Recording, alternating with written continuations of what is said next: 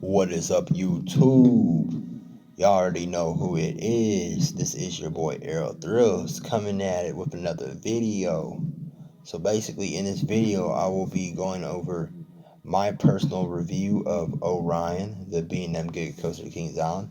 So in this video, I will be talking about my thoughts on Orion, what to expect on Orion, the ride experience on Orion, and many different things you need to know about Orion.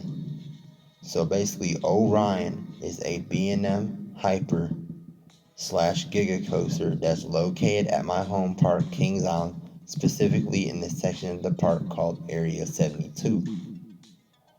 Orion opened on July the 2nd, 2020. Orion cost $30 million to build, even though Orion is smaller than Ferry 325 at Carowinds, and even though Orion is smaller than Knott's Berry Farm's rumored Giga Coaster. Orion ended up replacing Firehawk, the defunct Firehawk, which was a Vekoma Flying Dutchman, and Orion ended up replacing the old Dinosaurs Alive area. So the manufacturer of Orion is B&M, which stands for Bolger and Mavillard. The roller coaster model is a hyper coaster and Giga Coaster, I believe, because I don't believe that Orion is a true Giga Coaster. I would say because of its height and its layout, in my opinion. The height of Orion is 287 feet. The drop of Orion is 300 feet, which makes it a Giga Coaster. The same thing with Apollo's Chariot at Busch Gardens, Williamsburg, the B&M Hyper Coaster. The reason that Apollo's Chariot is a hyper coaster is because that ride features a 200-foot drop. Anyways, the length of Orion is 5,321 feet of track. The speed of Orion is 91 miles per hour, and the duration of Orion is 3 minutes. Now, I'm going to talk about the ride experience on Orion and what to expect on Orion, the elements, different things that the ride features. So let's get into that. The train will climb up a 287-foot chain lift. After the ride reaches its peak, you will enter a long and massive 300-foot drop, reaching speeds of 91 miles per hour. Next, you will go through a 174-foot wave turn. After that, the train will go through a 202-foot turnaround that looks very similar to Ferry 325's turnaround. Next, you will experience a fast, impressive speed hill. This element feels like an ejector airtime moment or ejector airtime hill. Man, when you guys go through this fast speed hill, you are really coming up out of your seat, man. It is that intense. After that, you will go through another airtime hills. This time is not as fast and exciting because it has that B&M trim brake, but the airtime hill before it or after it, it's okay. It's not too bad. After you go through the forceless, boring airtime hill with the trim brake, you will go right into a small, twisted, forceful helix. Most people will call this element the Orion's belt. Once you experience the Orion's belt, you will go through another head chopper moment. So once you go through the Orion's belt, you will go through a head chopper moment, right into a small sideways airtime hill, and into another pop-up airtime hill. Then, last but least, you will go right into a long, infamous brake run. And that's the end of the ride.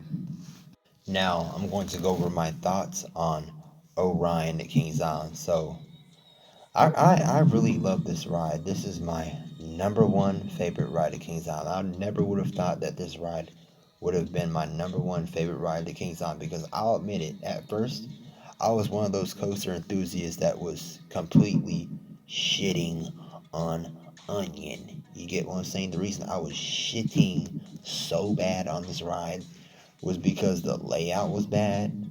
It was because Orion wasn't faster than Fury 325.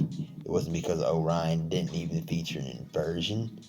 It was also because Orion wasn't bigger and badder than Fury 325, because most coaster enthusiasts like myself were hoping that Orion was going to be bigger than Fury 325 and was going to break a world record.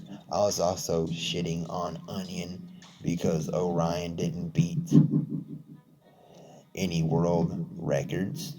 But honestly, that stuff doesn't matter at all. A ride doesn't have to be record breaking in order for it to be good. You get what I'm saying? And Orion is a perfect example of this. So Orion is my number one favorite ride at Kings Island after Mystic Timbers. Mystic Timbers is two. So I really love this ride, honestly. I like how smooth Orion is. Orion is one of the smoothest B&Ms that I have ever been on. I have not experienced a rattle, one of those B&M rattles on Orion. I haven't experienced a rattle on Orion. I like the restraints, the four-seated B&M clamshell restraints. Those are one of my favorite restraints. You know what I'm saying? Or the lap bars. Those are my favorite restraints. I like how smooth Orion is. Orion is butter smooth. I'm telling you, Orion is butter smooth. Especially if you get into the middle row. The middle row is the best row to be in my opinion, because it is so smooth. It's glossy, butter smooth. Ain't nothing wrong with Orion, I'm telling y'all. Then I like the elements on the elements I like on Orion is the burst drop, the speed hill, and also like the Orion's belt, or the element they would call it Orion's belt. I also like that sideways airtime hill. So basically, those are my favorite elements on Orion. And I think that's it, y'all. So I would rate Orion a 9.5 out of 10. In my opinion, this is my favorite ride there. You get what I'm saying? I'm glad that we did get Orion. At least we got something. People should be grateful that we at least got something, and we didn't get a Vekoma SLC or a B&M dive coaster.